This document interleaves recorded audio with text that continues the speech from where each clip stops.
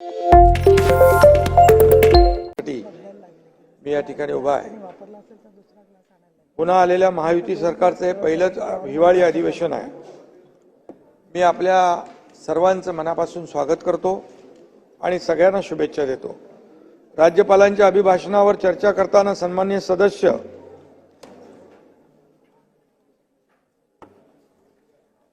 प्रवीण दरेकर, मनीषाताई कायंदे, अमोल मिटकरी, अंबादास दानवे, प्रसाद लाड, अभिजित वंजारी, इद्रिस नायकवडी, निरंजन डावकरे, एकनाथ खडसे, शशिकांत शिंदे, हेमंत पाटील, धीरज लिंगाडे, चित्राताई वाघ, अरुण लाड, विक्रांत पाटील, प्रज्ञाताई सातव, ज्ञानेश्वर म्हात्रे, किरण सरनाईक, अमित गोरखे, सुधाकरजी गडवाले, शिवाजीराव गर्जे, परिणय फुके, सत्यजित तांबे, राजेश राठोड, श्रीकांत भारतीय, जमो अभ्यंकर, सदाभाऊ खोत, सचिन आहेर आणि इतर सन्माननीय सदस्यांनी यामध्ये आपले विचार मांडलेले आहेत। सभापती महोदया, गेल्या 2.5 वर्षात महायुतीने विकास आणि कल्याणकारी योजनांचं ऐतिहासिक काम केलं। गेल्या 2.5 वर्षात विक्रमी काम झालं। ते विक्रमी वेळेमध्ये एक क्षणही न थांबता, एकही सुट्टी न घेता आम्ही टीम म्हणून काम केलं आणि त्यामुळे राज्याच्या निवडणूक निकालामध्ये इतिहास घडला।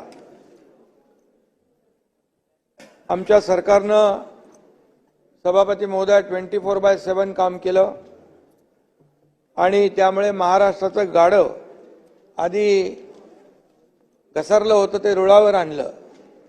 मग महाराष्ट्राची विकासाच्या महामार्गाने सुसाट घोडदौड सुरू झाली।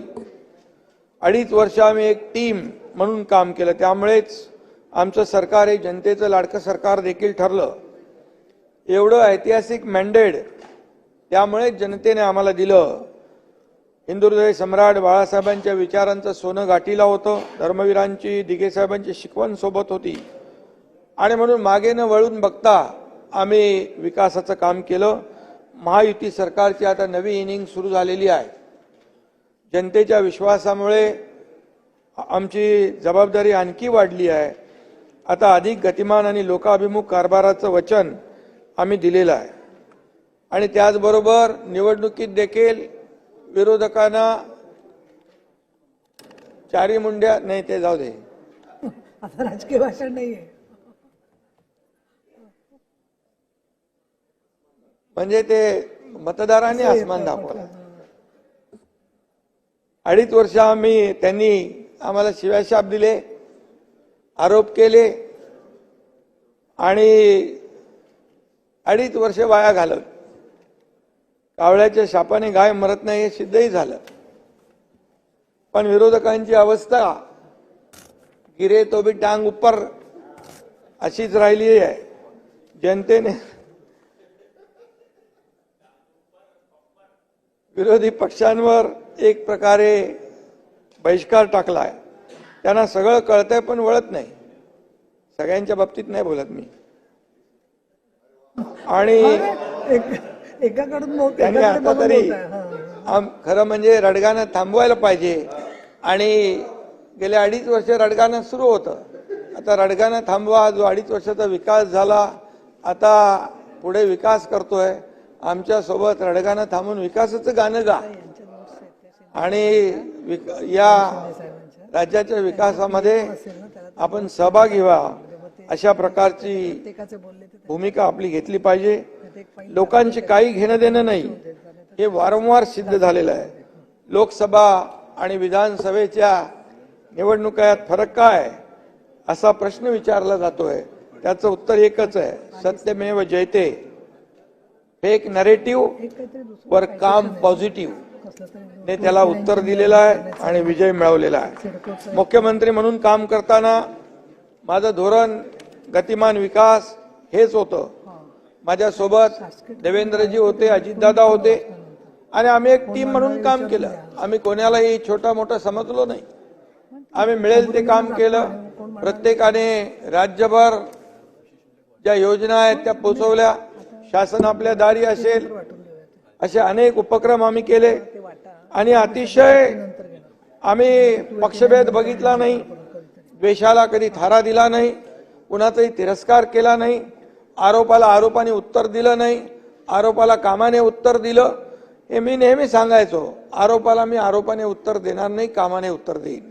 आणि तेच आम्ही केलं. आणि म्हणून त्यासाठी मी कुणावर वैयक्तिक टीका केली नाही, करत नाही, करणारही नाही, आणि त्यासाठी ही जागाही नाही. पण काही गोष्टींकडे लक्ष वेधणं भाग आहे. संत कबीराचा एक दोहा आहे, कल करे सो आज कर, आज करे सो अब कर. अशी भूमिका आम्ही घेतली आणि डे नाईट आम्ही काम केलं. 24/7 आम्ही काम केलं. पायाला भिंगरी लावून आम्ही काम केलं. आणि म्हणून महायुतीच्या सरकारनं गेल्या 2.5 वर्षात याच धोरणानं काम केलं. त्यामुळेच गतिमान विकासाचं एक महाराष्ट्र मॉडेल तयार झालं. ही वस्तुस्थिती आहे.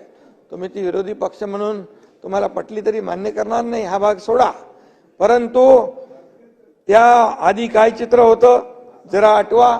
2.5 वर्षापूर्वी महाविकास आघाडीच्या सरकारमध्ये आज करे सो कल कर, कल करे सो परसो, इतनी भी क्या जल्दी है जब जीना है बरसो. असं कारभार होता. आणि महाविकास आघाडी सरकारचं सभापती महोदया धोरण होतं, सगळं बंद, शाळा बंद, कॉलेज बंद, मंदिरं बंद, नोकऱ्या बंद, प्रकल्प बंद, योजना बंद, हसणं बंद, जगणं बंद.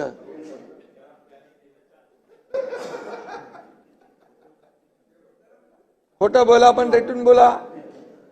बंद सम्राट घरात होते आणि फेसबुक लाईव्ह जोरात होते. त्यांच्या काळात हा महाराष्ट्र जणू समाधानानं जगणं विसरला होता. कुणी वैयक्तिक याच्यामध्ये घेऊ नये. आम्ही सगळे निर्बंध उठवले. सरकार आल्या आल्या पहिले तर सणांवरचा निर्बंध उठवला. मला वाटलं त्यावेळेस गोविंदा होता. आणि गणपती, नवरात्री सगळं आणि जनतेला मोकळा श्वास घेऊ दिला. मोठमोठी कामं अडकून पडली होती, सगळ्याला स्टे दिला होता. अनेक प्रकल्प रखडले होते, कोणीतरी पाचर मारून ठेवली होती. परंतु अशी पाचर मारून ठेवणाऱ्या लोकांना देखील मी सांगतो की हे विकासाची कामं आहे. खऱ्या अर्थाने या विकासामध्ये सगळ्यांनी आलं पाहिजे. कुणाला विकास कुणासाठी आहे? फक्त सत्ताधारी पक्षासाठी? आमच्यासाठी आहे?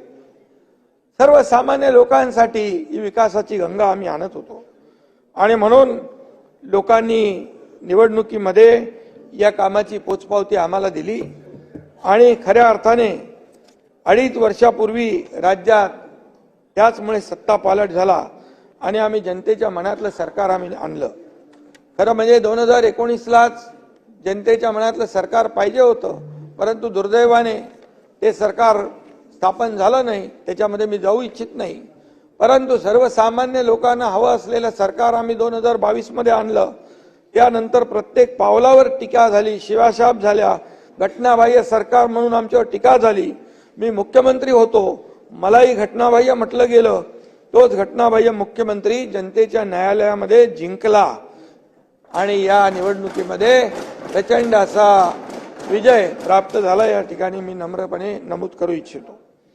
किती आरोप झाले, किती टीका झाल्या तरी आम्ही थांबलो नाही. तसा हा एकनाथ थांबणारा नाही.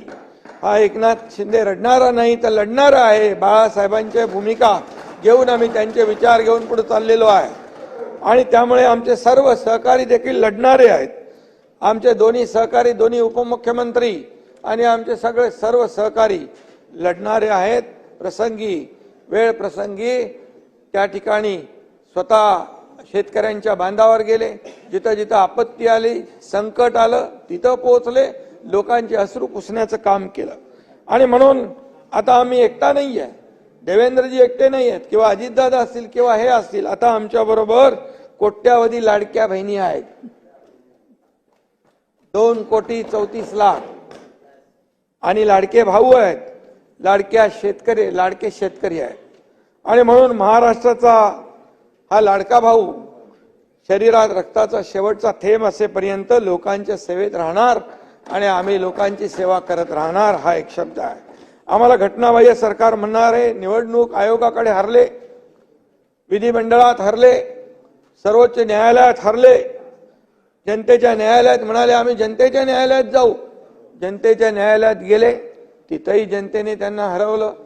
आणि लँडस्लाईड विक्ट्री जी आहे ती केली आणि जनतेने उरली सुरली पण बिनपाण्याने केली. वैयक्तिक मी कुणाच्याबद्दल बोलत नाहीये. आणि म्हणून आज आमच्या विरोधकांची अवस्था काय ते इथं नाही खाली लागू होते. विरोधी पक्षनेता इथे आपल्या बरोबर आहेत.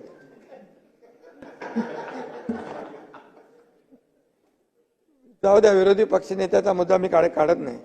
परंतु आता एवढं प्रचंड दैदिप्यमान यश निवडणुकीमध्ये मिळालं की खऱ्या अर्थाने कोण कुठे किती विरोधकांना काय करावं काय करू नये हेही सुचत नाही. आणि म्हणून त्यांना एक लागते मग आपली तोंड लपवायला एक खांब मिळाला, ईव्हीएम. 2:30-3 वाजताच करून आता जिंकता येईना म्हणतो ना आपण, नाचता येईना अंगण वाकडं, तसं जिंकता येईना ईव्हीएम वाकडं अशी त्यांची गत झालेली आहे. मी एवढंच विचारू इच्छितो की झारखंडमध्ये लोकसभेमध्ये जेव्हा विजय मिळाला, कारण ईव्हीएमवर देखील अनेक लोकांनी आक्षेप घेतले, आणि लोकसभेमध्ये जेव्हा मॅन्डेट मिळालं तेव्हा आम्ही ते स्वीकारलं, आम्ही मान्य केलं जनतेचा कौल. आणि त्यावेळेस विधानसभेची काही लोक मांडणी करू लागले आणि विधानसभेचं मंत्रिमंडळ देखील तयार झालं आणि मंत्रिमंडळाचं खातेवाटप देखील झालं. परंतु विधानसभेमध्ये जनतेने हे सगळं मंत्रिमंडळ बरखास्त केलं आणि त्यांची जागा त्यांना दाखवून दिली. आणि म्हणून या ठिकाणी झारखंडमध्ये जिंकले, कर्नाटकमध्ये जिंकले, तेलंगणामध्ये जिंकले. आता तर ओमर अब्दुल्ला आपलेच इंडिया अलायन्सचे पार्टनर आहेत, त्यांनी सांगितलं ईव्हीएमचं रडगाणं बंद करा. निवडणूक आयोगाने ईव्हीएमचा रडगाणं बंद करा आणि जनतेने जो दिलेला जो निर्णय आहे तो मान्य करा. शेवटी हा जनतेचा अपमान आहे, हा जनाधार जो जनतेने दिलेला आहे त्याचा अपमान आहे. आणि म्हणून या ठिकाणी निवडणूक आयोगाने देखील मतदान केंद्रावरील व्हीव्हीपॅटची तपासणी देखील केली. 1445 व्हीव्हीपॅट स्लिप मोजल्या गेल्या. एका तरी ठिकाणी तफावत परब साहेब आढळली नाही एकाही ठिकाणी. आणि आढळली असती तर ईव्हीएमचा घोटाळा आपण म्हटलं असतं.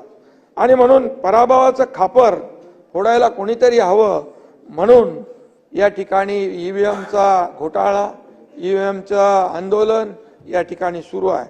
आपण कुठे कमी पडलो याचं आत्मपरीक्षण, आत्मचिंतन करणं गरजेचं आहे. आणि म्हणून ईव्हीएमच्या नावाने एवढा मोठा बोबाटा सुरू आहे. शशिकांत शिंदे म्हणाले सत्ताधाऱ्यांनाही या विजयाचा अंदाज नव्हता. आपण म्हणाला सत्ताधाऱ्यांना देखील या विजयाचा अंदाज नव्हता, म्हणजे ईव्हीएम घोटाळा झालेला नाही. जर आम्हाला माहित असता अंदाज तर आम्ही म्हणजे तुम्ही सांगताय की सत्ताधाऱ्यांना देखील अंदाज नव्हता. म्हणजे लोकांनी मॅन्डेट दिलेला आहे. लाडक्या बहिणीने आम्हाला मतदान केलंय, लाडक्या भावाने आम्हाला मतदान केलंय, लाडक्या शेतकऱ्यांनी आम्हाला मतदान केलंय, लाडक्या ज्येष्ठांनी आम्हाला मतदान केलंय. त्यामुळे ही लँडस्लाईड विक्ट्री आहे. आणि म्हणून या ठिकाणी मी एवढंच सांगेल, बुडाला जळतंय आणि डोंगरावरची आग विझवायला पळतंय, अशा प्रकारची परिस्थिती या ठिकाणी झालेली आहे. काल या सभागृहात पावणे कलाकार येऊन गेले. मीडिया समोर रडगाणं गाण्यापेक्षा खरं म्हणजे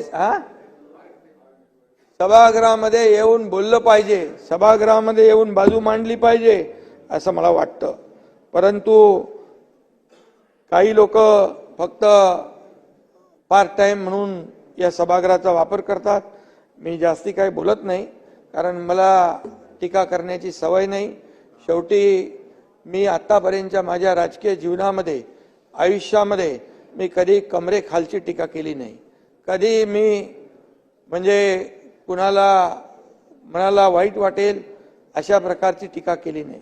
परंतु काही लोकांनी आतापर्यंत 2.5 वर्ष टीका टीका टीका, आरोप आरोप आरोप, आणि आता देखील ते सोडलेलं नाही. कितीचा ते जाऊ दे भोंगेच. आणि म्हणून मी एवढंच सांगतो, मी हे का म्हणालो, किसी को विरासत में गद्दी मिलती है पर हर किसी को बुद्धी नहीं मिलती. आणि म्हणून आमच्या विजयाचा आनंद त्यांना दिसत नाही, कारण त्यांच्या डोळ्यात पराभवाचं पाणी आहे. डोळे मिटले की सगळाच अंधार असतो, तसं विरोधकांचं झालंय. उघडा डोळे, बघा नीट, तुम्हाला समोर दिसेल विकास, डेव्हलपमेंट, कल्याणकारी योजना, ज्यामुळे आम्हाला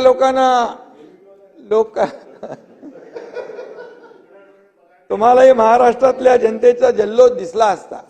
खरं म्हणजे आनंद दिसेल आणि महायुतीच्या लाडक्या सरकारवर असलेलं प्रेमही दिसेल. खरं म्हणजे महाराष्ट्रानं या जनतेने जोडे मारल्यानंतर काही जणांना पुन्हा हिंदुत्व आठवलंय. उशिरा सुचलेलं शहाणपण आहे. हिंदुत्व काय टी शर्ट आहे का, कधी बदलू शकतो, कधी घालू शकतो, असं नाही होत.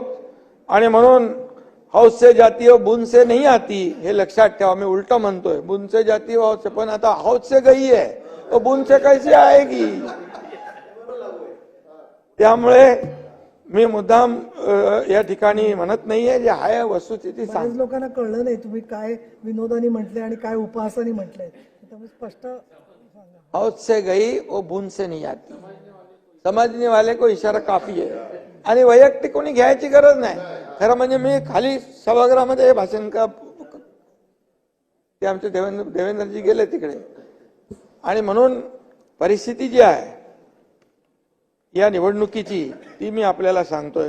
सणांवर तुम्हाला एकच सांगतो, मी का म्हणतो हे, सणांवर निर्बंध ताई लावलेले सभापती महोदय ते आठवा. राम भक्तांना हरामखोर म्हणाला होता ते आठवा. हिंदू म्हणायची लाज वाटत होती ते आठवा. हिंदू हृदय सम्राट म्हणायला देखील जीभ कचरत होती तेही आठवा. साधूच्या हत्याकांडानंतर मुख गिळून बसले होते तेही आठवा. मुंह में राम बगल में छुरी, अशी जी काय वृत्ती आहे, त्या ठिकाणी हनुमान चालीसा म्हटलं, त्याला जेलमध्ये टाकून दिलं. हनुमान चालीसा आता हनुमान मंदिरामध्ये फिरतायत. आणि म्हणून इथे आमचे मित्र प्रवीण भाऊ दरेकरांनी पेन ड्राईव्हचं काहीतरी बोलले का तुम्ही, पेन ड्राईव्हचा गौप्यस्फोट केला. मला आणि देवेंद्रजींना अडकवून जेलमध्ये टाकण्याची कारस्थानं कशी शिजत होती हे त्यांनी उघड केलं. त्याच वेळी मुख्यमंत्र्यांच्या दालनात देखील कोणीतरी गेलं पुष्पगुच्छ घेऊन. म्हणजे एवढी टोकाची टीका निवडणुकीच्या दरम्यान किंवा सरकार स्थापन झाल्यानंतर एवढी टोकाची टीका करून, आरोप करून, एक तर तू राहशील नाही तर मी राहीन, एक सगळे किती लोकांचे नंबर याचा पण होता. प्रवीण दरेकर, देवेंद्रजी आणि प्रसाद लाड यांचे नंबर तयार होते आणि नावं तयार होती. आणि किती भयंकर वागलात. आणि म्हणून फडणवीसांना देखील देवेंद्रजींना आत टाकण्यासाठी देखील कारस्थानं शिजवली. आणि म्हणून मी आपल्याला एवढंच सांगतो, काही लोक म्हणाले बर्फाच्या लादीवर टाकून मारू, काही लोक म्हणाले लाडकी बहीण योजनेची इन्क्वायरी करू, लाडक्या भावाची इन्क्वायरी करू, आणि सरकार आल्या आल्या सगळ्यांना जेलमध्ये टाकू.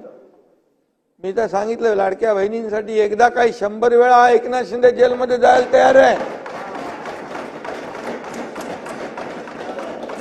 पण तुम्हाला मी हेही सांगितलं त्यावेळेस, लाडक्या बहिणी लाडक्या भावांच्या बाजूनेच उभ्या राहतील, सावत्र भावांना त्यांची जागा दाखवतील, हे मी सांगितलं होतं तेव्हा. आणि सावत्र भावांना जागा दाखवली. आणि म्हणून यांचं रंग बदलण्याचं कौशल्य बघून सरड्यांना सुद्धा लाज वाटली असेल खरं म्हणजे. आणि याला भेट त्याला भेट, आणि नंतर घरी थेट. निवडणुकीतला आमचा स्ट्राईक रेट उत्तम आहेच, कारण गेल्या 2.5 वर्षात महायुती सरकारच्या विकास कामांचा स्ट्राईक रेट देशात सभापती महोदया सर्वाधिक आहे, हे मी सांगतो. आणि आपण तपासून बघा. महाराष्ट्राला देशात क्रमांक 1चं राज्य बनवण्यासाठी आम्ही सगळे दिवस रात्र 24 तास काम करत होतो. यापुढे देखील देवेंद्रजींच्या नेतृत्वाखाली आम्ही टीम म्हणून काम करतोय. यापुढे देखील हे सुरू राहील. मुख्यमंत्री म्हणून माझ्या काळामध्ये नागपूर येथे 2 अधिवेशनं झाली. विदर्भाशी माझं वेगळं नातं आहे, ते इथल्या प्रेम करणाऱ्या जनतेमुळे. आणि मुख्यमंत्री असताना देखील मला विदर्भासाठी काहीतरी भरीव करण्याची संधी मिळाली, याचा देखील निश्चित आनंद मला आहे. आज विदर्भात हे अधिवेशन होत आहे. विदर्भ कराराची अंमलबजावणी करायची म्हणून या अधिवेशनाची नुसती औपचारिकता नाही आहे.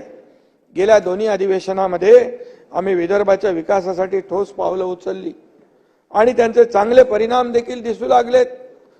मी सार्वजनिक बांधकाम मंत्री असताना, देवेंद्रजी मुख्यमंत्री असताना समृद्धी महामार्गाच्या कामाला आम्ही सुरुवात केली.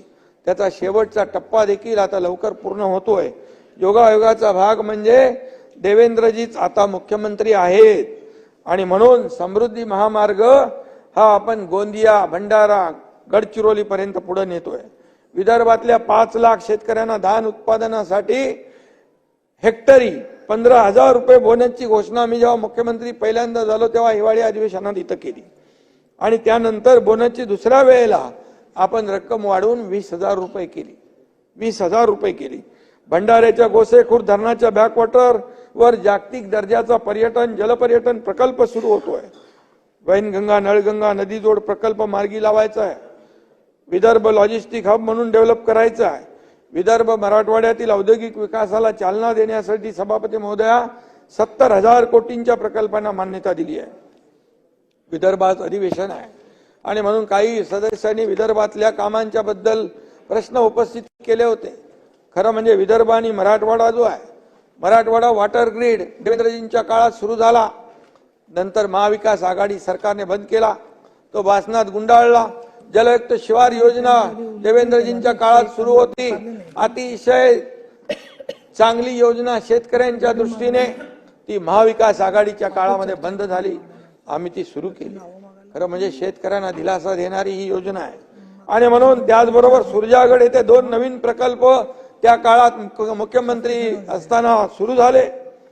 आणि आज मी सांगतो की नक्षल बाद हा तिथं लोकांच्या हाताला काम मिळू लागलं. लोकांना त्या ठिकाणी त्यांचं जीवनमान उंचावलं. तिथे त्यांना आरोग्य सुविधा मिळाल्या, त्यांना रस्ते मिळाले, त्यांना शिक्षणाचे चांगल्या सोयी मिळाल्या आणि आता नक्षलवाद जवळपास संपुष्टात आला आणि जे काही उरले ते सरेंडर होत आहेत. आणि म्हणून या ठिकाणी गडचिरोली सारख्या भागात देखील आता इंडस्ट्री जाऊ लागली. सुरजागडमध्ये कोणी जायला तयार नव्हतं आणि त्या काळामध्ये सुरजागड प्रकल्प सुरू झाल्यानंतर आता मोठे स्टील इंडस्ट्रीवाले आज गडचिरोलीमध्ये जागा मागतायत. हे या सरकारचं फलित आहे. लोणार तसेच भंडारा गोंदिया सर्किट पर्यटन सर्किट म्हणून विकसित करण्यास सुरुवात केली.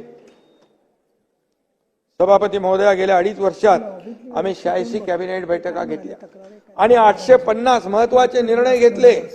बाकी छोटे मोठे निर्णय सांगायला बसलो तर इथे अधिवेशन कमी पडेल, वेळ कमी पडेल, म्हणून मी त्याच्यात जात नाही.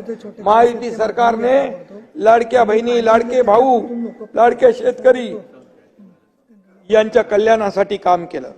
त्यामुळे या सगळ्यांसाठी महायुती सरकार लाडकं ठरलं आणि म्हणून आम्ही देखील लाडके भाऊ ठरलो. आमच्यासाठी हे पद कुठल्याही दुसऱ्या पदापेक्षा खूप मोठं पद आहे. मी आधी सीएम म्हणजे कॉमन मॅन म्हणून काम करत होतो. आता डीसीएम आहे. डीसीएम म्हणजे डेडिकेटेड टू कॉमन मॅन, अशा प्रकारचं मी काम करतो. शेवटी मला काय मिळालं यापेक्षा या महाराष्ट्राला काय मिळालं, या महाराष्ट्रातल्या जनतेला काय मिळालं, ही भूमिका आमची आहे. आणि म्हणून आमचे मित्र अंबादास म्हणाले, अभिभाषणात राज्याचं नुसतं गुलाबी स्वप्न रंगवलंय, पण ते स्वप्न नाही, महाराष्ट्राचं अंबादास गुलाबी वास्तव आहे. अंबादासजी, तुमच्या नवाबी सरकारपेक्षा आमचं गुलाबी सरकार केव्हाही चांगलं ठरलं. दादानी पण आमच्या गुलाबी सरकार घेतलं. 2.5 वर्षात ज्या लोककल्याणकारी योजना राबवल्या, विक्रमी विकास कामं झाली. चालेल घशासाठी सभापती महोदय, 2.5 वर्षात ज्या कल्याणकारी योजना राबवल्या, विक्रमी विकास कामं झाली, त्यामुळे महाराष्ट्राचं वास्तव गुलाबी झालंय. परदेशी गुंतवणूक महाराष्ट्र पहिला आहे, हे गुलाबी वास्तव आहे. महिला सक्षमीकरणात महाराष्ट्र पहिला आहे, हे गुलाबी वास्तव आहे. जीएसटीत पहिले आहोत, उद्योगामध्ये पहिला नंबर आहे, हे वास्तव आहे. 5 लाखाचा आरोग्य विमा देणारं हे पहिलं राज्य आहे. शेतकऱ्यांना मोफत वीज देणारं हे पहिलं राज्य आहे. 10 लाख म्हणजे 10 लाख तरुणांना स्टायपंड देणारं, त्यातले 1,80,000 तरुणांना अपॉइंटमेंट दिलेले आहेत. 6,000, 8,000, 10,000 स्टायपंड देणारं आतापर्यंतच्या इतिहासामध्ये कुठल्या सरकारने निर्णय घेतला? तो आमच्या महायुती सरकारने निर्णय घेतला आणि आज लाखो लोकांना त्याचा फायदा होणार आहे. देशातलं लॉंगेस्ट सी ब्रिज करणारं हे MTHL हे पहिलं राज्य आहे. सर्वात मोठं मेट्रो नेटवर्क असलेलं पहिलं राज्य आहे. आणि त्याचबरोबर परदेशी गुंतवणूक पूर्ण देशाची 52% गुंतवणूक आपल्या राज्यात आहे. हेही पहिलं राज्य आहे. आणि बाकी तर खूप आहे, त्याच्यामध्ये मी जात नाही. हे गुलाबी वास्तव आहे. आणि म्हणूनच अंबादासजी हे सगळं केल्यामुळे एवढा मोठा जनादेश, एवढा मोठा जनाधार आणि एवढा मोठा दैदिप्यमान विजय महायुतीला मिळालेला आहे. ही वस्तुस्थिती आहे. आणि म्हणून मी आपल्याला एवढंच सांगतो, मुख्यमंत्री माझी लाडकी बहीण योजनेअंतर्गत 2,34,00,000 लाडक्या बहिणींना अगोदर त्याची टिंगल करत होते. लाडक्या बहिणींना भीक देत आहे का? लाडक्या बहिणींना विकत घेत आहे का? 1,500 रुपये म्हणजे काय? 1,500 रुपयात काय होतंय? अरे सोन्याचा चमचा घेऊन जन्माला आलेल्या लोकांना आणि पैशाच्या राशीत लोळण घेणाऱ्या लोकांना 1,500ची काय कळणार? 1,500 रुपयाचं मोल सर्वसामान्य लाडक्या बहिणींच्या जीवनामध्ये आम्ही आधार देण्याचं काम केलं. आम्ही देखील गरिबीतून आलोय. मी देखील एक शेतकऱ्याचा मुलगा आहे. मला माहित आहे माझी आई त्यावेळेस काय काटकसर करत होती, कसं घर चालवत होती, कसं बिलाचे पैसे काढत होती, बाजूला करून ठेवत होती. शाळेची फी असेल, हे सगळं रेशनचं असेल, हे सगळं मी पाहिलंय. आणि जेव्हा सरकारमध्ये आल्यानंतर आम्ही ठरवलं सरकार कुणाचं आहे? सरकार सर्वसामान्य माणसाचं म्हणतो. मग सर्वसामान्य माणसाला काय देणार आपण? मग सर्वसामान्य माणसाला त्याच्या जीवनाला आधार द्यायचा असेल तर त्यांना आपण हे दिलं पाहिजे. म्हणून लाडकी बहीण योजना सुरू केली. आणि त्याला विरोधकांनी एवढी टीका केली, कोर्टात गेले, हायकोर्टाने त्यांना चपराक दिली, हायकोर्टाने पळवलं. आता नागपूर इकडे कोर्टात कोणीतरी गेले, तेही देखील कोर्ट लाडक्या बहिणींच्या बाजूने उभं राहील. आणि म्हणून पैसे मिळणार नाहीत, पैसे मिळणार नाहीत असा आरोप करणारे लोक पहिला हप्ता गेल्यानंतर सभापती महोदया म्हणाले आता लवकर पैसे काढून घ्या, नाही तर सरकार काढून घेईल. सरकार हे देणार आहे, हे घेणारं सरकार नाही, हे थापा मारणारं सरकार नाही, हे देणारं सरकार आहे. दोन्ही हाताने आम्ही दिले, पैसे दिले. 5 इन्स्टॉलमेंट परब साहेब 5 हप्ते आम्ही त्याच्यात भरले. निवडणुकीमध्ये पण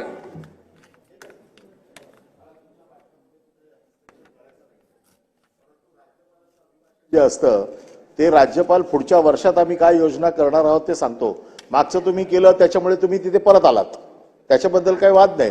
तुम्ही ज्या 2.5 वर्षात केलं त्याच्यामुळे तुम्ही तिकडे आलात. आता पुढच्या वर्षात तुम्ही काय करणार? ऐका ऐका तुमची कन्सर्न परब साहेब, तुम्ही वाचलं नाही. तुम्ही परब साहेब, अरे परब साहेब, सन्माननीय परब साहेब, अजून भाषण उपमुख्यमंत्र्यांचं पूर्ण व्हायचंय. अजून उपमुख्यमंत्र्यांचं भाषण पूर्ण व्हायचंय. त्याच्या आधीच तुम्ही एवढे का अस्वस्थ होताय? एवढे नाही. आता खाली बसा. त्यांचं भाषण पूर्ण झालेलं नाहीये, त्याच्या आधी भाषा करत नाही. तुम्ही परब साहेब हे बरोबर नाहीये. परब साहेब हे बरोबर नाहीये. मुख्यमंत्री किंवा उपमुख्यमंत्र्यांचं भाषण सुरू होण्याच्या आधीच तुम्ही गोंधळ घालता आणि तुमच्या दोघांतल्या स्पर्धेमुळे दानवे उभे राहतात. खाली बसा दोघं. नाही, त्यांचं भाषण पूर्ण होऊ द्या. भाषण पूर्ण होऊ द्या. दोघं खाली बसा. तुम्ही दोघं खाली बसा. भाषण पूर्ण झालेलं नाहीये. परब साहेब, ही तुमची पद्धत बरोबर नाही. तुम्ही इतरांना नियम शिकवता आणि स्वतः असं वागतात. अहो, त्यांनी उत्तर काय द्यायचं? त्यांचं उत्तर पूर्ण झालंय का? त्यांचं उत्तर पूर्ण झालेलं नाहीये. नाही, तुम्हाला सहन होत नाही सांगा.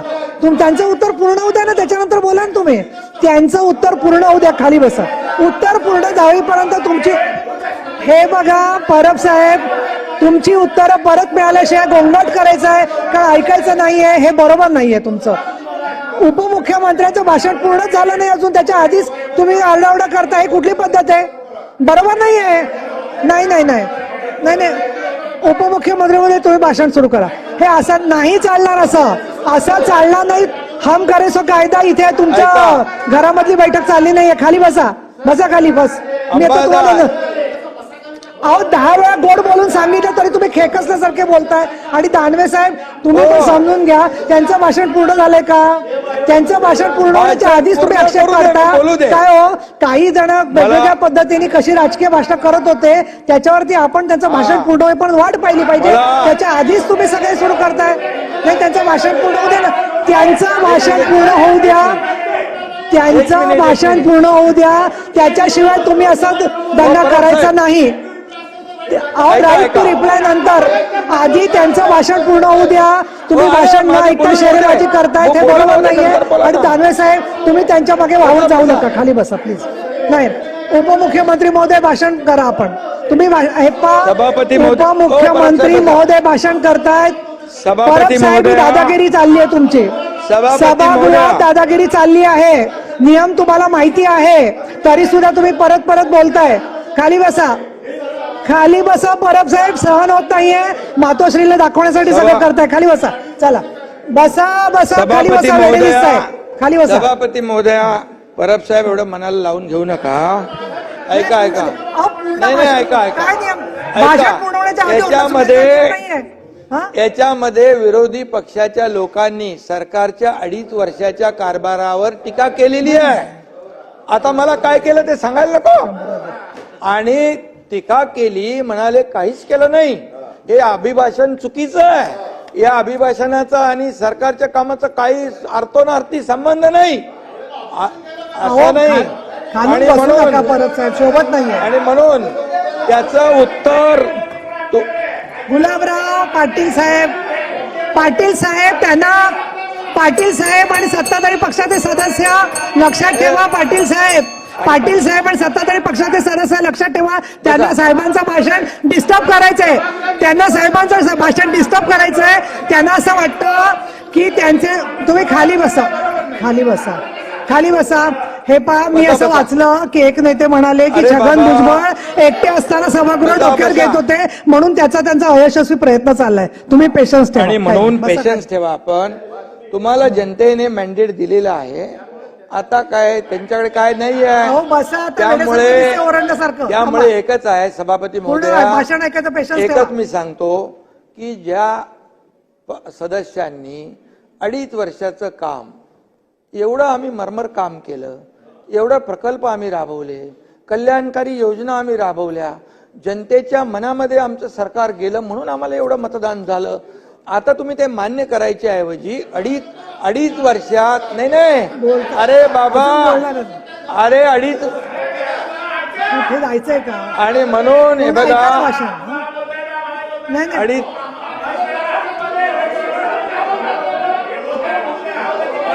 गुलाबराव खाली बसा. नाही सामायचं उपमुख्यमंत्री बोलते.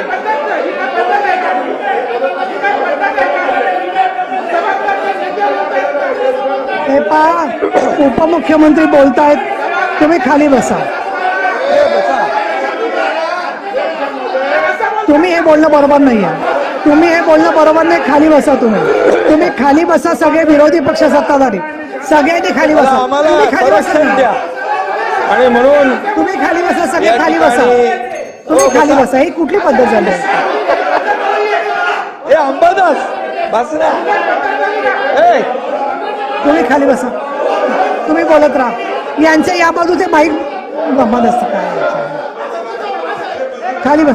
महाजन साहेब खाली बसा. चला, सत्ताधारी पक्ष खाली बसा. विरोधी दानवे साहेब, तुम्हाला पण कल्पना आहे ना की भाषण पूर्ण होण्याच्या आधी याच्यामध्ये असा आरडाओरडा करणं आणि तुम्ही म्हणाल त्याच क्रमाने त्यांनी भाषण केलं पाहिजे. ही कसली पद्धत आहे बोलायची? बोला. सभापती महोदया, राज्यपालांचं अभिभाषण जर यांनी पूर्ण वाचलं असेल तर त्यामध्ये देखील माझ्या सरकारने काय काय केलं हेही म्हटलेलं आहे. आणि काय केलंय त्याची टिंगल या लोकांनी उडवली. मग आपण ह्याच्यामध्ये आम्ही काय केलंय ते बोलायला नको, रेकॉर्डवर यायला नको. आणि म्हणून तुम्ही सत्य ऐकायची सवय ठेवा, एवढंच मी सांगतो. आम्ही खोटं बोलणार नाही. आम्ही खोटं बोललो असतो तर जनतेने उचलून फेकून दिलं असतं आम्हाला. आणि म्हणून जे खरं बोललो, खरं काम केलं, म्हणून तुम्ही जे विधानसभेचं मंत्रिमंडळ बनवलं होतं, हॉटेल बुक केले होते, ते तुम्हाला रद्द करावी लागली. तुम्ही तर त्यामुळे ऐकायला शिका, खरं ऐकायला शिका. जास्त लक्ष देऊ नका. त्यांना उत्तर पाहिजे ती द्या.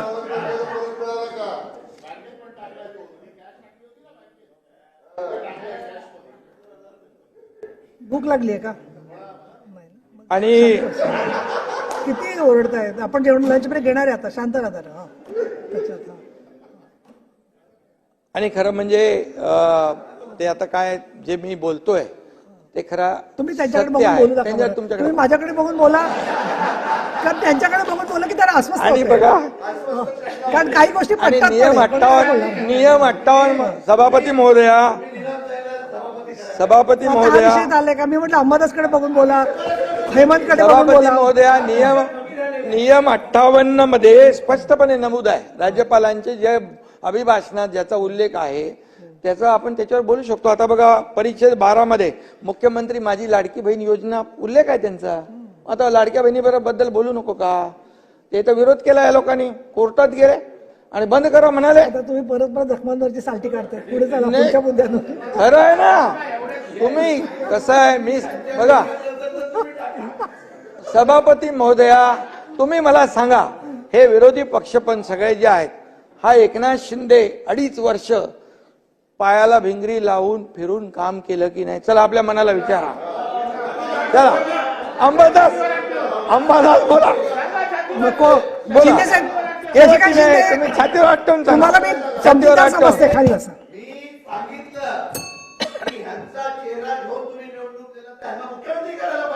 बरं, ठीक आहे. अरे ठीक आहे, बघा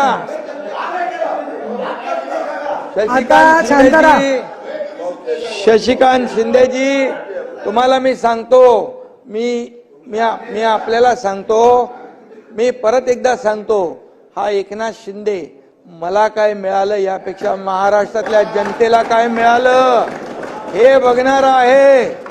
मी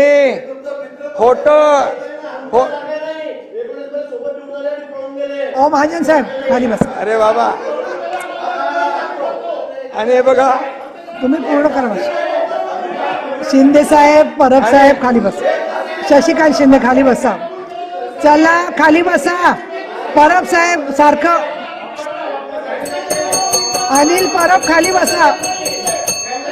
अनिल परब खाली बसा. बर बर बर बसा. बरं, ही चौकट छापा. काय तुमचा आखाडा चाललाय? बसा बसा बसा, खाली बसा.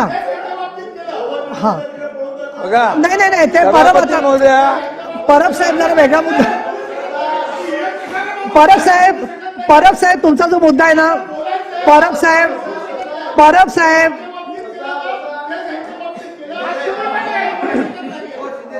साहेब तुमचा मुद्दा सहानुभूतीने मी विचार करते. सभापती महोदया, शिंदे साहेब बोला. चला.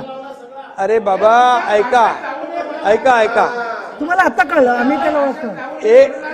अहो ऐका, जेव्हा 2.5 वर्षापूर्वी देवेंद्रजींनी मला मुख्यमंत्री असताना ते उपमुख्यमंत्री झाले आणि मला मुख्यमंत्री केलं.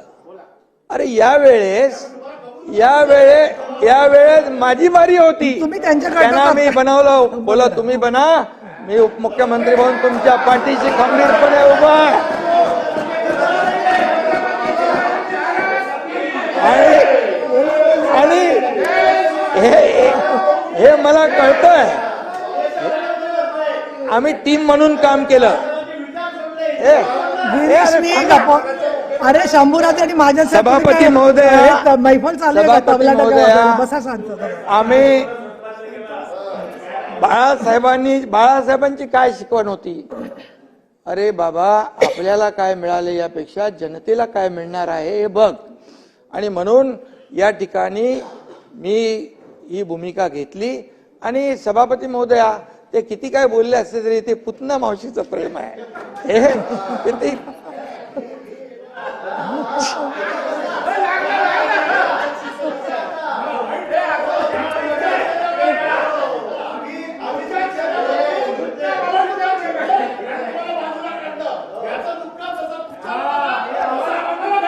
बरोबर बरोबर बरं बरं बरं अरे बाबा ऐका ऐका ऐका आमची हे बाप प्रेमाविषयी जाहीर चर्चा करायची नसते. हे बघा शांतरा याच्यामध्ये मी आपल्याला एवढंच सांगतो पुन्हा एकदा ए बाबा मला संरक्षण द्या ताई. संरक्षण याच्यामध्ये एकच आहे आम्ही टीम म्हणून काम केलं आम्ही चला टीम आता म्हणून बोलू नका, काम कोणी केलं दाखवलं, please. आणि टीम म्हणून या ठिकाणी निवडणुका लढवल्या. मुख्यमंत्री मी असल्यामुळे आता माझ्या नेतृत्वाखालीच झाले. दोन्ही माझे सहकारी होते आणि अरे बाबा ते मला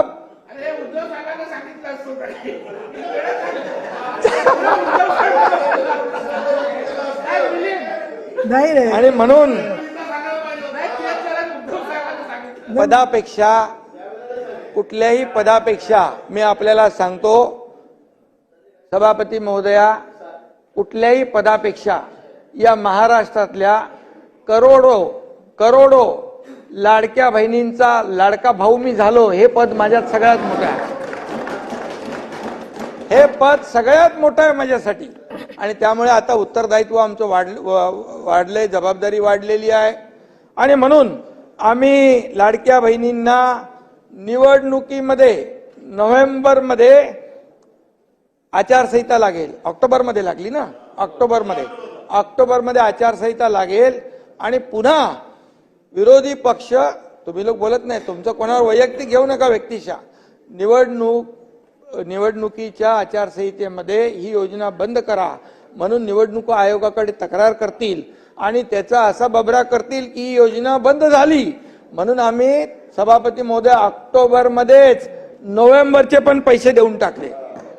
म्हणजे 5 इन्स्टॉलमेंट या लाडक्या बहिणींच्या खात्यात जमा झाले आणि आताच्या पण पुरवणी मागण्यामध्ये डिसेंबरच्या साठी 1400 कोटी रुपयाची तरतूद केलेली आहे.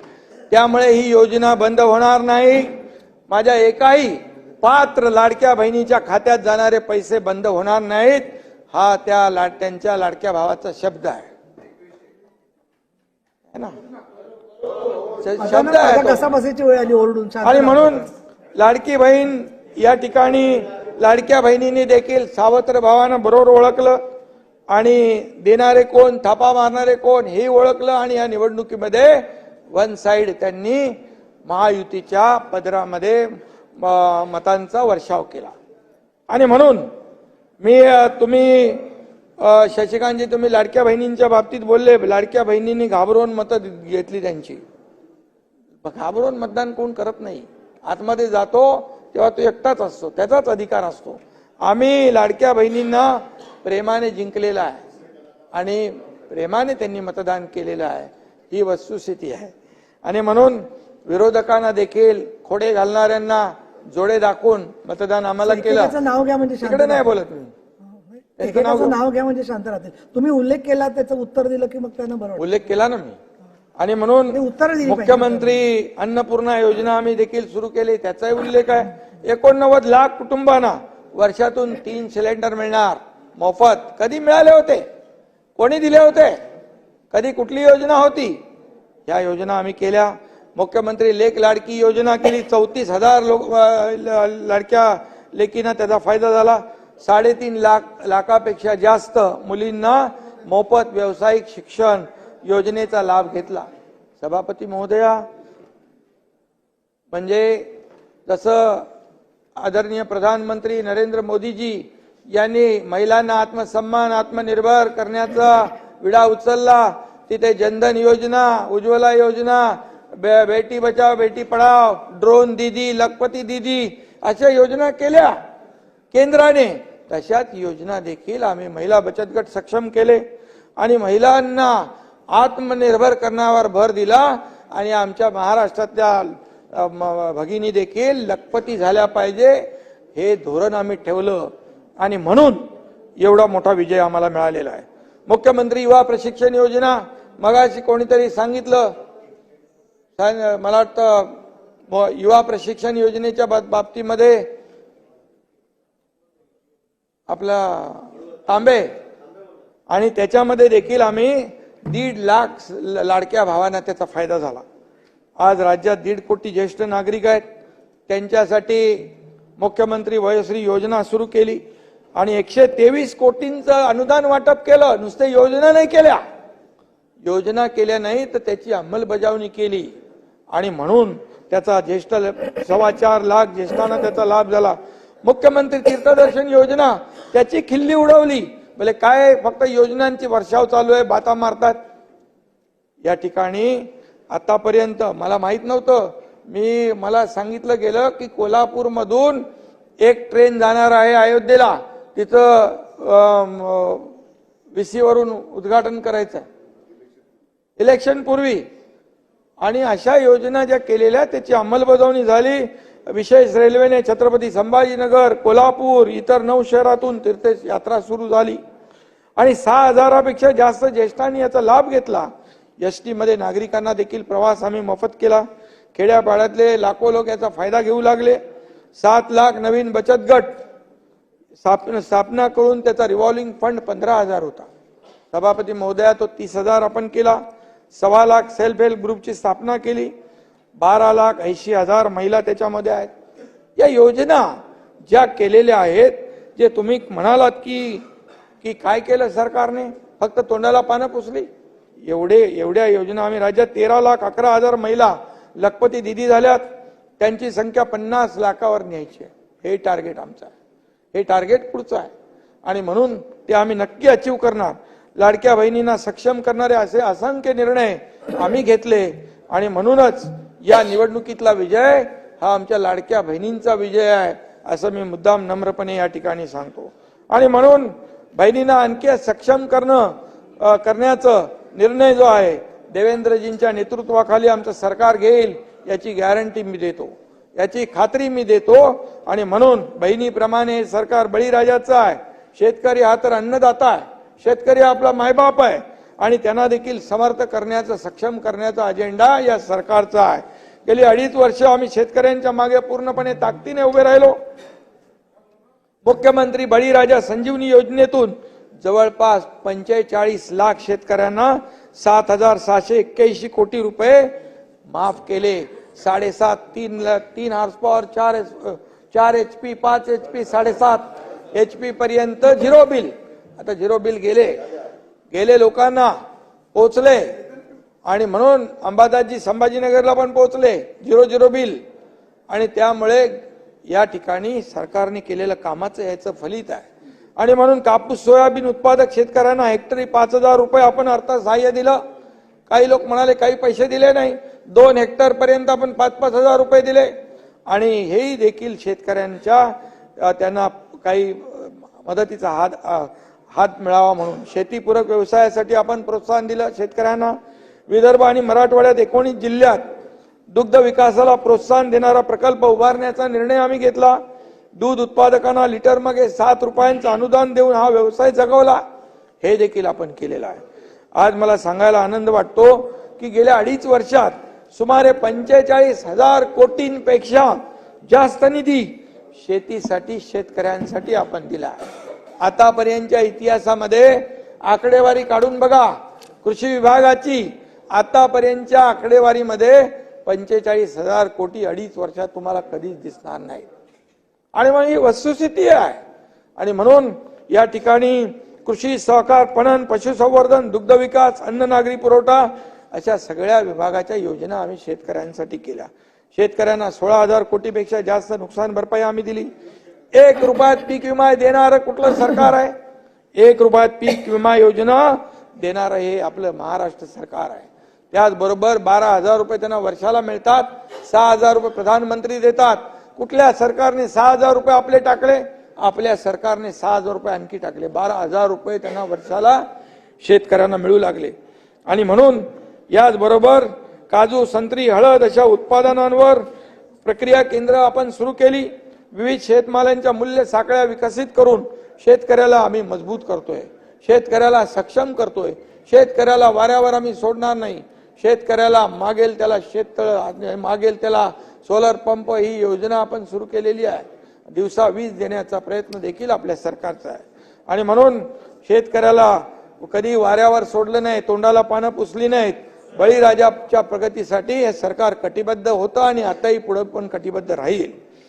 आणि त्याचबरोबर जिथे आत्महत्याग्रस्त जिल्ह्यांमध्ये आत्महत्या होणं हे दुर्दैवी आहे, हे मनाला वेदना देणार आहे, दुःख देणार आहे. आणि म्हणून त्या जिल्ह्यामध्ये सिंचन क्षमता निर्माण करण्याचं काम आम्ही करतोय. वैनगंगा, नळगंगा, नारपार, गिरणा, दमनगंगा, वैतरणा, गोदावरी, दमनगंगा, एकदरे, गोदावरी अशा 3 महत्वाच्या नदी जोड योजनांना आपण गती देऊन महाराष्ट्र दुष्काळ मुक्त करतोय. अरे मराठवाडा वॉटर ग्रीड जे मगाशी मी म्हणालो ते आपण 2014 सुरू केलं आणि 2019 दुर्दैवाने बंद पाडलं. आणि म्हणून ते देखील आम्ही पुन्हा सुरू करतोय. आणि वैनगंगा, नळगंगा नदी जोड प्रकल्पासाठी 88,000 कोटीच्या खर्चाला मान्यता देण्यात आलेली आहे. 88,000 कोटी. आणि त्यामध्ये 4 लाख हेक्टर क्षेत्राचं सिंचन होणार आहे. आणि म्हणून ही जमीन सिंचनाखाली येणार आहे. मला सांगा की महाविकास आघाडीच्या सरकारमध्ये किती सिंचन प्रकल्पांना सुधारित प्रशासकीय मान्यता दिली 2.5 वर्षामध्ये? फक्त 2. खोटं नाही बोलायचं आपण, 2. आणि आपल्या महायुती सरकारमध्ये 129 प्रकल्पांना सुधारित प्रशासकीय मान्यता देण्याचं काम महायुती सरकारने केलं. ही वस्तुस्थिती आहे. आणि म्हणून यामध्ये देखील 25 लाख हेक्टर जमीन सिंचनाखाली येणार आहे. मराठवाडा वॉटर ग्रीड ते सांगितलं मगाशी तुम्हाला.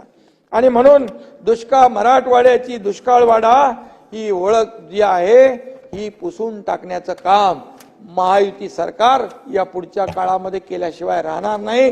हे आमचं टार्गेट आहे, हे आमचं टार्गेट आहे. आणि म्हणून राज्याची अर्थव्यवस्था $1 ट्रिलियन कशी होणार? जसं देशाची $5 ट्रिलियन इकॉनॉमी झाली पाहिजे. देशाला आर्थिक समाज सत्तेकडे नेण्याचं काम आदरणीय प्रधानमंत्री मोदीजी करतायत.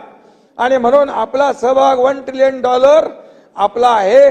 परंतु नीती आयोगाने त्यांच्या अहवालामध्ये सांगितलं 1 ट्रिलियन तुम्ही महाराष्ट्राचा विचार करताय, पण $1.5 ट्रिलियन फक्त मुंबई MMR मध्ये पोटेन्शियल आहे. मुंबई MMR मध्ये तेवढं पोटेन्शियल आहे.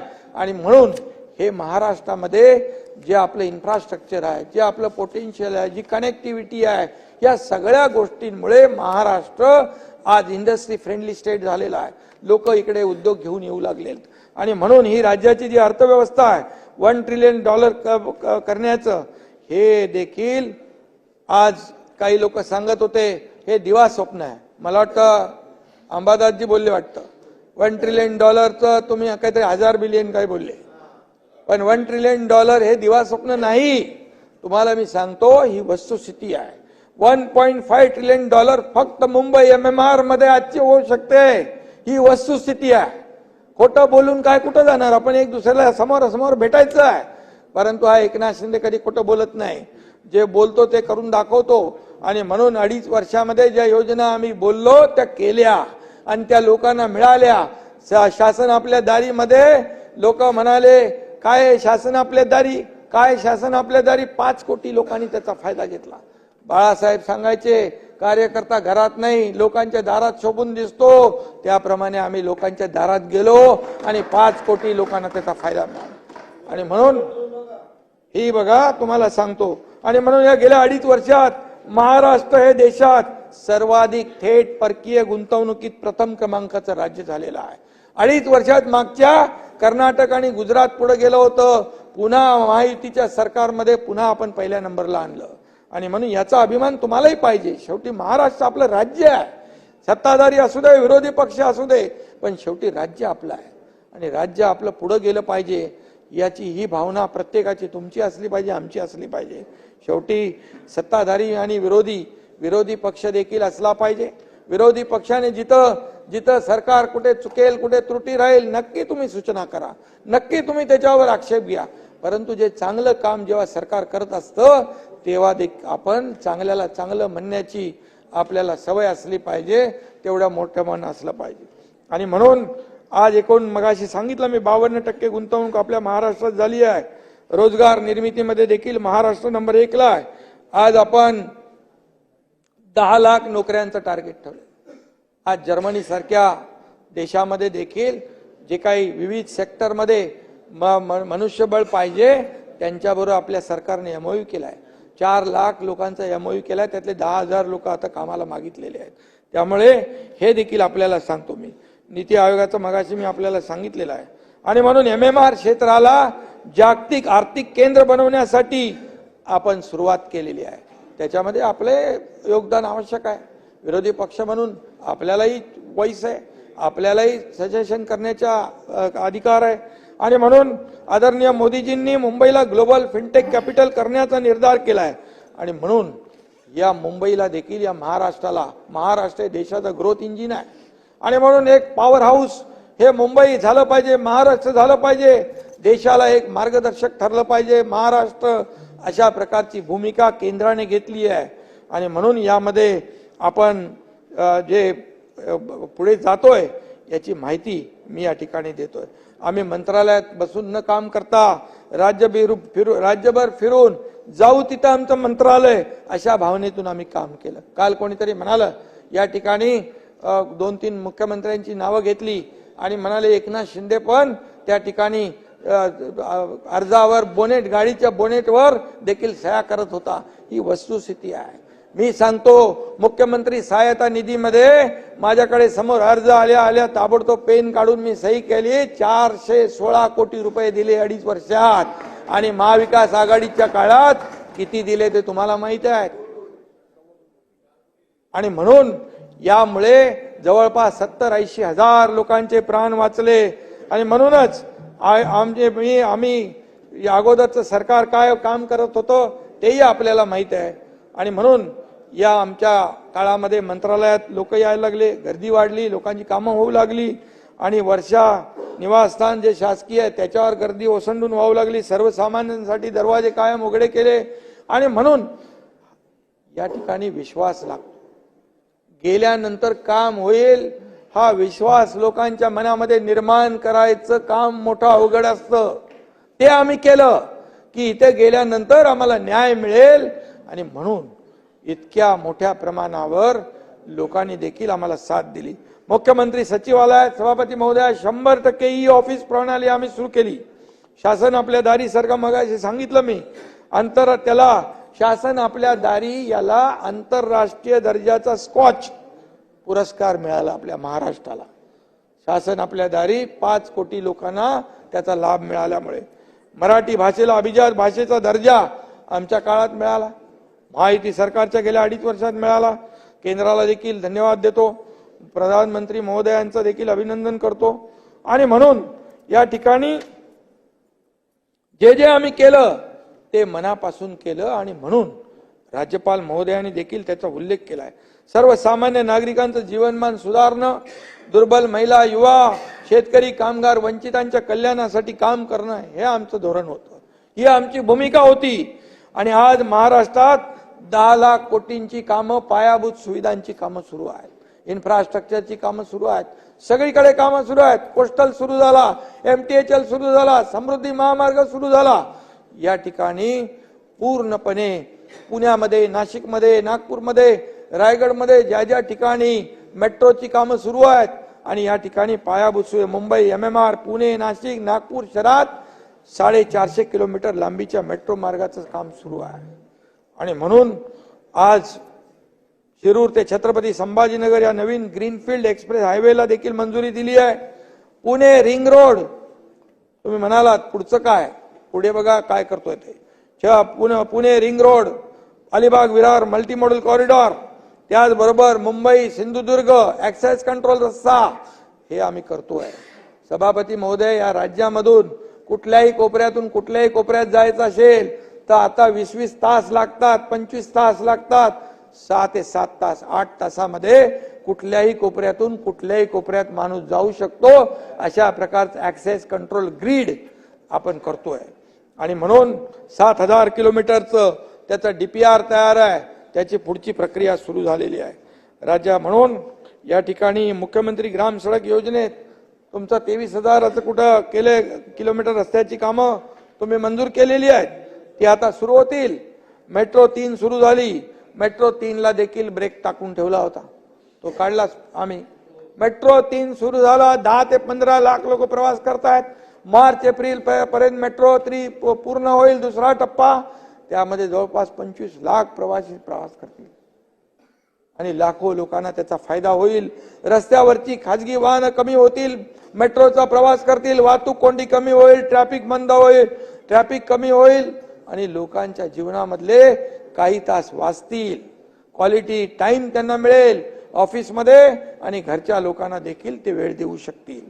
आणि म्हणून या ठिकाणी अटल सेतू, कोस्टल रोड, मुंबई महानगरातले इतर पायाभूत सुविधा प्रकल्प देखील आपण वेग घेत आहेत. मुंबईमध्ये देखील आपल्याला माहित आहे, सांगण्याची गरज नाही, रस्ते दर पावसाळ्यामध्ये खड्डे पडायचे.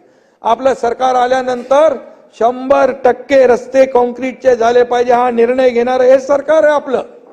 2 टप्प्यामध्ये कामं सुरू झाली आणि खड्ड्यामुळे होणारा त्रास, प्रवास आणि होणारे अपघात, जाणारे जीव हे वाचतील. आणि म्हणून या ठिकाणी आम्ही शासनाच्या माध्यमातून 1,62,000 रिक्त पदांची भरती सुरू केली. 85,000पेक्षा जास्त पदं भरली. आणि म्हणून इतर मागास गुणवंत विद्यार्थ्यांसाठी परदेशातील स्कॉलरशिपची देखील संख्या वाढवली. हिंदुहृदय सम्राट बाळासाहेब ठाकरे आपला दवाखाना सुरू केला, मुंबईत केला, राज्यभर केलाय आणि त्याचा आणखी व्याप्ती आम्ही वाढवतोय. आरोग्यामध्ये देखील आमूलाग्र बदल घडवण्याचं काम आपण करतोय. राज्यातील विविध दुर्बल समाज घटकांना आम्ही शक्ती देतोय. असंघटित कामगारांच्या कल्याणासाठी महाराष्ट्रात महामंडळ स्थापन केलेला आणि म्हणून आदिवासींचं जीवनमान उंचावण्यासाठी रोजगार, स्वयंरोजगार योजना, विविध समाज घटकांसाठी महामंडळ सुरू केली. सरपंच, उपसरपंच यांच्या मानधनामध्ये दुप्पट वाढ केली. आता इथं खडसे साहेब नाही आहेत, त्यांनी आदिवासींच्या बाबतीमध्ये मुद्दे उपस्थित केले होते. ते काय त्यांना आपण माहिती पाठवून देऊ का? लेखी पत्र देता येत आपल्याला, त्यांची नावं आहेत ना. तर त्याच्या बाबतीमध्ये देखील आदिवासी समाजाच्या बाबतीत आपल्या सरकारने खूप मोठे निर्णय घेतले सभापती महोदया. तुमचं कार्यालय उत्तर द्या आणि म्हणून ते देखील त्यांना लेखी आपण पाठवू, काय काय केलंय आदिवासी समाजाच्या संदर्भामध्ये. आणि म्हणून महाविकास आघाडीच्या बेजबाबदार कारभारामुळे महाराष्ट्र उद्योगामध्ये 2ऱ्या 3ऱ्या क्रमांकावर गेला होता. उदयजी काय बरोबर आहे. आणि म्हणून आव्हानात्मक परिस्थिती असताना आम्ही राज्याची आर्थिक जी परिस्थिती आहे, अर्थव्यवस्था रुळावर आणण्याचं काम केलंय. गुंतवणूकदार असोत, उद्योजक किंवा सर्वसामान्य लोक असोत, त्यांच्यात आत्मविश्वास निर्माण करण्याचा प्रयत्न आम्ही केलेला आहे.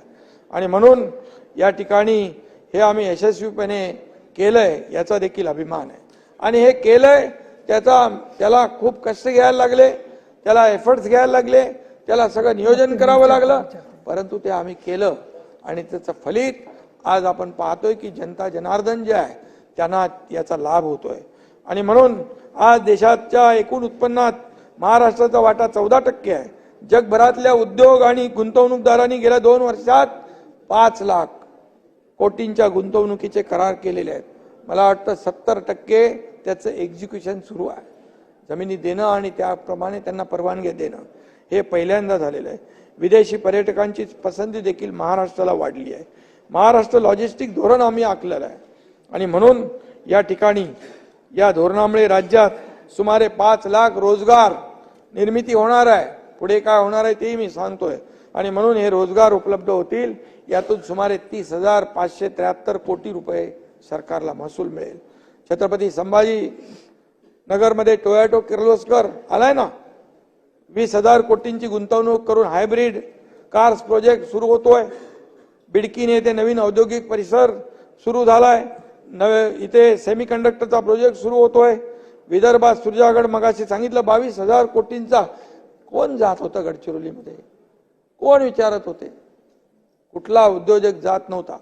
परंतु तिथं सगळ्या सुविधा दिल्या, त्यामुळे तिथं आता सुरजागड सुरू झाला. आता नवीन 22,000 कोटींचा प्रकल्प तिथे स्टील इंडस्ट्री येते.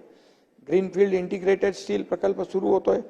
ग्रीन हायड्रोजन मध्ये गुंतवणूक करणार सभापती महोदया महाराष्ट्र पहिलं राज्य आहे. आता सुरुवात होती आहे. IT धोरण, वस्त्रोद्योग धोरणामुळे झपाट्याने विकास होतोय. मुंबई, पुणे, नागपूर नाही तर मागास जिल्ह्यांच्या प्रगतीकडे देखील सरकार हे लक्ष देत आहे. तळागाळातल्या व्यक्तीचं उत्पन्न वाढावं, त्याचा सामाजिक स्तर उंचवावा, यासाठी देखील आपण आज प्रयत्न करतोय. त्यांच्या आयुष्यामध्ये सुख समाधान निर्माण करण्याचं महत्व आहे आणि म्हणून आम्ही गेली 2.5 वर्ष ते काम करतोय आणि यापुढे देखील ही गतीने हे काम सुरू राहणार आहे. आदरणीय प्रधानमंत्री नरेंद्र मोदीजींनी देशाला महासत्ता करण्याचा रोडमॅप आखलेला आहे.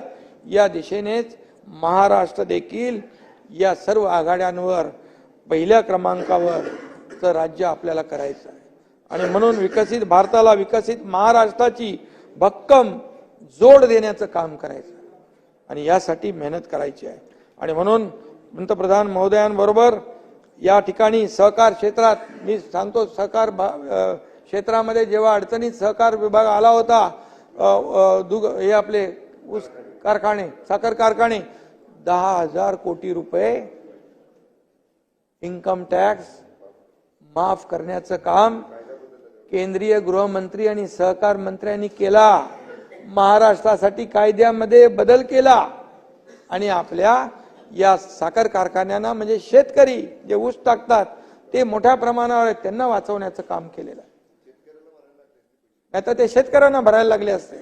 आणि म्हणून हे जे काही केंद्र आणि राज्य सरकार जे आहे, हे राज्य सरकार आणि केंद्र सरकार डबल इंजिनचं सरकार या ठिकाणी गेल्या 2.5 वर्षात काम केलं, पुढेही करणार आहे.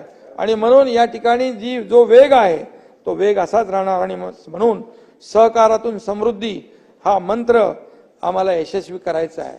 आणि म्हणूनच सभापती महोदया, या ठिकाणी देवेंद्रजी असतील मुख्यमंत्री, अजितदादा, मी स्वतः, आम्ही तिघही आता पण हातात हात घालून, खांद्याला खांदा लावून आम्ही काम करणार आहोत. तसं ते माझ्या मागे उभे राहिले तसं मी देखील त्यांच्या मागे खंबीरपणे उभा राहणार आहे. आणि म्हणून आम्हाला एकच आहे, महाराष्ट्राला नंबर 1 ठेवून महाराष्ट्र देशामध्ये सर्वच आघाड्यांवर नंबर 1चं राज्य करणं हेच आमचं स्वप्न आहे. आणि म्हणून आज त्याचे परिणाम जे आहेत, या परिणाम पुढच्या आगामी काळामध्ये आपल्याला दिसतील. कारण आमचं एकत्रित मिशन जे आहे एकच आहे की मिशन समृद्ध महाराष्ट्र. मिशन समृद्ध महाराष्ट्र हे आमचं मिशन आहे आणि आमचं एकच मिशन आहे, विकासासाठी ऑन द स्पॉट डिसिजन देतो. आम्ही थांबत नाही. हे सगळे मंत्री आहेत, त्यांना माहित आहे, गेल्या मंत्रिमंडळामध्ये निर्णय घ्यायचा म्हणजे घ्यायचा, निर्णय घेतला, अंमलबजावणी झाली, अधिकाऱ्यांना सांगितलं, सरकार म्हणून आम्हाला करायचं आहे, राबवण्याचं काम तुम्हाला करायचं आहे. आणि म्हणून या ठिकाणी एवढ्या योजना आम्ही सुरू केल्या आणि त्या सुरू झाल्या. मुख्यमंत्री देवेंद्रजींच्या नेतृत्वाखाली नवा आधुनिक महाराष्ट्र घडवण्याचा आम्ही संकल्प केलेला आहे. निवडणुकीच्या वचननाम्यातील आश्वासनं आम्ही पूर्ण करूच, कारण आमचं सरकार, सभापती महोदया, हे प्रिंटिंग मिस्टेकचं सरकार नाही, हे प्रत्यक्ष काम करणारं सरकार आहे. आणि म्हणून लाडक्या बहिणींची काळजी घ्यायला आम्ही समर्थ आहोत आणि बहिणींची ओवाळणी नियमित मिळणार, ती वाढत राहणार, कमी होणार नाही शशिकांतजी. आणि कुठली योजना बंद होणार नाही, नव्या योजना सुरू होतील. 2.5 वर्ष प्रतिकूल परिस्थितीमध्ये महाराष्ट्राचा कायापालट करून दाखवलेला आहे. आता तर जनतेने भरभक्कम असं मॅन्डेट दिलेलं आहे, जनतेचे आशीर्वाद आहेत.